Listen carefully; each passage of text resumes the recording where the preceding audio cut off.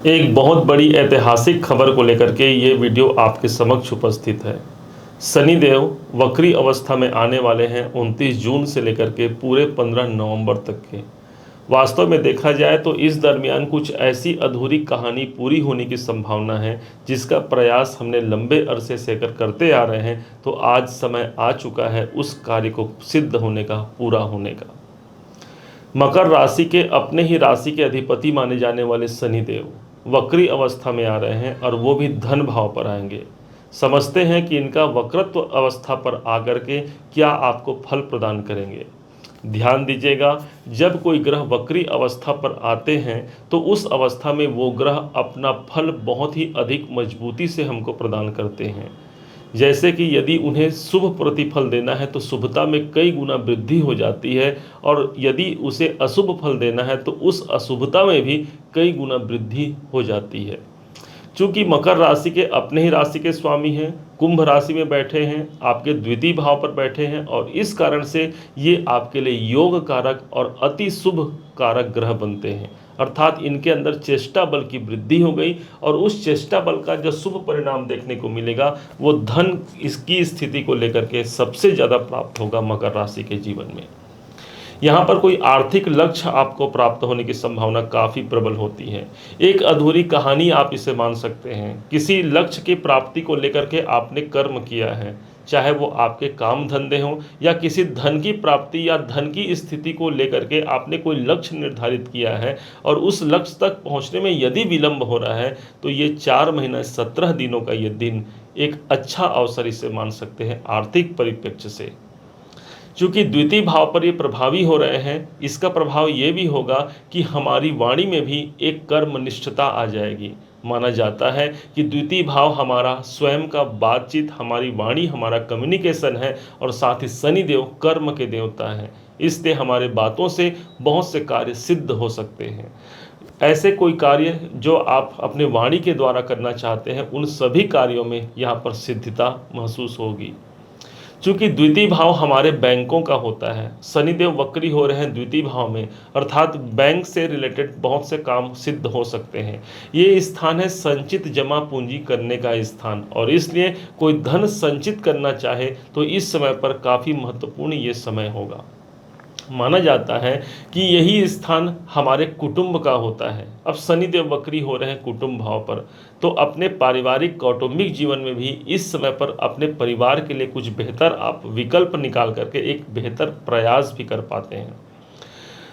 एक ग्रह का वक्री अवस्था में आना अर्थात एक भाव पीछे का प्रतिफल होना है। जिस प्रकार से मान लीजिए आप किसी रास्ते पर जा रहे हैं, अपने घर से अभी अभी आप निकले और आप किसी रास्ते पर जा रहे हैं, तभी आपको अचानक याद आता है कि अरे मैंने घर पर अपना लाइट बंद करना भूल गए, या फिर कोई सामान आप अपने घर पर भूल जाते हैं, तुरंत वापस आते हैं। ठीक यही स्थिति होती है कि शनिदेव अपने रास्ते को छोड़ करके, अर्थात आपके मकर राशि को छोड़ करके कुंभ राशि पर प्रवेश किए हैं, अब पुनः फिर से मकर राशि की ओर इनका आगमन हो रहा है। अर्थात एक अधूरी कार्य पूरी होने की संभावना काफ़ी प्रबल यहाँ पर हो जाती है।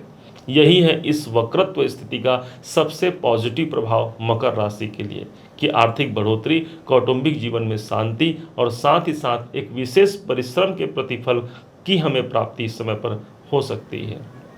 चूंकि अब यहाँ पर शनिदेव एक घर पीछे का परिणाम देंगे, जिसका माध्यम हो गया कि मकर राशि पर ही इनका सबसे ज़्यादा प्रभाव हो जाएगा। ये स्थान जब प्रभावी हो जाएगा इन 4 महीने 17 दिनों के लिए, तब आपके अंदर वो कॉन्फिडेंस की प्राप्ति होगी। एक नया लेवल आप प्राप्त कर सकते हैं, एक नया कॉन्फिडेंस आपके अंदर आएगा, जिसके माध्यम से मैं अपने कार्य को सुनिश्चित आगे बढ़ा सकता हूँ।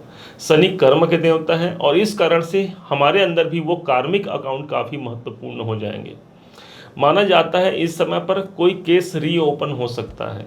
जैसे कि शनि देवता को न्यायाधीश कहा गया है, न्याय के कारक माना जाता है शनि देवता। तो पूर्व में यदि हमको प्रतिफल अच्छे नहीं मिले, बुरे परिणाम मिले, चाहे वो आर्थिक लक्ष्य को प्राप्ति को लेकर के हो या फिर हमारे कर्म को लेकर के हो, कैरियर को लेकर के हो, तो यहाँ पर फिर से उसकी पुनरावृत्ति हो सकती है इस समय पर। अर्थात आपको वो अवसर प्राप्त होगा कि आप अपने कार्य को सुधार सकते हैं, अपने आप को सुधार सकते हैं, क्योंकि लगन आपकी राशि आप स्वयं होते हैं। ये एक ऐसा समय होगा जिस समय पर कैरियर में एक विशेष मुकाम आप प्राप्त कर सकते हैं। वक्री स्थिति पर किसी ग्रह का होना और खासकर शनिदेव का होना चेष्टा बल की वृद्धि करता है, अर्थात इस ग्रह के पास चेष्टा अधिक आ गई। अब चेष्टा कहाँ चली गई? आपके अपने ऊपर स्वयं आ गई, लगन के ऊपर और धन भाव पर आ गई। और इसीलिए हमने कहा कि कार्मिक दृष्टिकोण से, कैरियर के दृष्टिकोण से एक नए मुकाम को आप हासिल कर सकते हैं। वर्तमान जो कार्य क्षेत्र आपने अपनाया है उसी कार्य क्षेत्र में एक नई प्रगति को आप प्राप्त कर सकते हैं। ये होगा शनि का वक्रत्व स्थिति पर आना आपके अपने मकर राशि के अनुसार। ठीक इसी समय पर एक शुभ परिणाम और प्राप्त हो जाएगा जिस दिन सूर्य का गोचर हो जाएगा सिंह राशि पर, अर्थात मकर राशि के ठीक अष्टम भाव पर सूर्य का गोचर हो जाता है 16 अगस्त के दिन पे। 16 अगस्त से लेकर के 16 सितंबर तक सूर्य भगवान आपके अष्टम भाव पर रहेंगे। शनि बैठे हैं द्वितीय भाव पर। इस हिसाब से सूर्य की दृष्टि पड़ेगी शनिदेव पर और शनि की दृष्टि पड़ती है सूर्य भगवान पर। दोनों पिता पुत्र हैं, दोनों का आपस में शत्रुता माना जाता है ज्योतिष में, लेकिन वक्रत्व स्थिति में शनि के होने के कारण इस समय पर बहुत अधिक पॉजिटिव परिणाम आएंगे और उनके जो नकारात्मकता है वो दूर हो जाएंगी। अष्टम भाव रुकावट का है, तो किसी कारण से यदि जीवन में रुकावट बनी भी हुई है, कोई बाधा, कोई परेशानी का समय चल भी रहा है, तो यहाँ पर शनि सूर्य का मिलन एक समसप्तक योग का प्रभाव दिला जाएगा। एक ऐसा योग होगा जिस समय पर मेरे बाधाओं, मेरी परेशानियों से मुझे मुक्ति मिलेगी। अष्टम भाव रिसर्च का होता है। जो लोग रिसर्चर हैं या जो लोग साइंटिस्ट हैं या किसी प्रकार का अन्वेषण करते हैं, खोज करते हैं, उनको सफलता मिलेगी। वैसे भी देखा जाए तो दिन प्रतिदिन हम भी अपने काम पर कोई ना कोई खोज करते ही रहते हैं, या फिर उसमें अपने कार्य क्षेत्र में प्रगति को लेकर के हो या उस कार्य को लेकर के और अधिक बढ़ोतरी को लेकर के हो, हम निरंतर कोई ना कोई प्रयास करना ही इस शनि के वक्रत्व स्थिति में अधिक प्रभावी परिणाम को प्रदान करना है। इसमें मुझे एक चीज़ और पसंद आया इस शनि के वक्री अवस्था में, जो आपको शांति दिला जाएगा। कैसे होगा? अभी क्या हो रहा है कि शनि की जो तीसरी दृष्टि पड़ रही है वो आपके चतुर्थ भाव पर है। अब चतुर्थ भाव पर शनि की दृष्टि का परिणाम माना जाता है, चतुर्थ भाव मेरी शांतियों का होता है। अब शनि की दृष्टि पड़ रही है तो मान लीजिए किसी कारण से मन अशांत है, किसी कारण से प्रॉपर्टी संबंधित कार्य फिक्स नहीं हो पा रहे हैं, या कैरियर में लगातार मुझे सफलताएं नहीं मिल पा रही हैं, तो यहाँ पर शनि की वक्र स्थिति का मतलब ये हो गया कि ये अब एक घर पीछे देख रहे हैं, तो इनके आगे की जो दृष्टि होगी वो दृष्टि कमजोर हो जाएगी। अर्थात आपको जो रिलीफ मिलेगा, जो शांति मिलेगी, वो चतुर्थ भाव से संबंधित प्रॉपर्टी से जुड़े हुए कार्य यहाँ पर संपन्न हो सकते हैं। पारिवारिक माहौल यहाँ पर तनावग्रस्त यदि है तो वो एक अनुकूल स्थिति हो सकती है। आप अपने परिवार के लिए बेहतर कर पाते हैं। आपको जो उत्तरदायित्व मिला है, जो जवाबदारी आपको मिली है, उस जवाबदारी को आप अच्छे ढंग से कर पाते हैं। ये इसका सबसे पॉजिटिव साइड हो गया। इसी बीच में होगा क्या, शुक्र के संग भी शनि का समसप्तक योग बनेगा इसी 4 महीने 17 दिनों के दरमियान। अब वो समय धन की स्थिति को काफ़ी मजबूत करेगा। जैसे कि 31 जुलाई से शुक्र का गोचर भी ठीक अष्टम भाव पर हो जाएगा जहाँ पर सूर्य है। हालांकि दोनों अलग अलग टाइम पर आएंगे तो अलग अलग ये कॉम्बिनेशन बनेगा, अलग अलग टाइम पर ये समसप्तक योग बनेगा।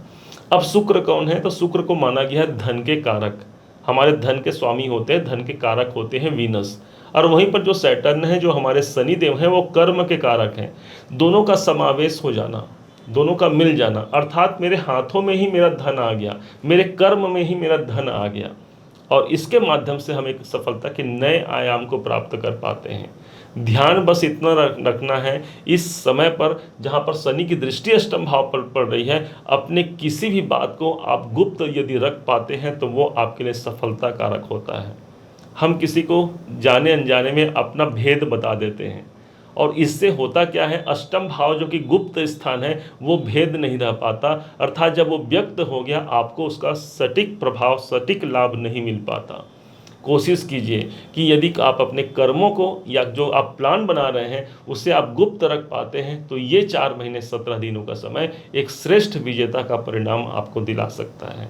शनि देवता न्यायाधीश है, न्याय करते हुए आपके आर्थिक लक्ष्य की पूर्ति भी करा पाएंगे। ये सब कुछ इस 4 महीने 17 दिनों में देखने को मिलेगा मकर राशि के जीवन में। उम्मीद है आप सबने इसे समझा, आप सबने इसे जाना है।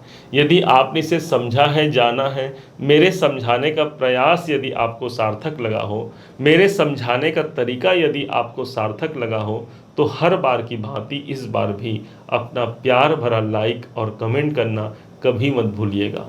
बहुत मोटिवेशन मिलता है हमें कि हमने अच्छा काम किया है और मकर राशि ने हमें प्रोत्साहित किया है। और हाँ, यदि अभी तक आपने चैनल को सब्सक्राइब नहीं किया है, सब्सक्राइब जरूर कीजिएगा। पुनः एक बार फिर आप सभी का दिवस बहुत मंगलमय हो, इन्हीं शुभकामनाओं के साथ। जय श्री राम।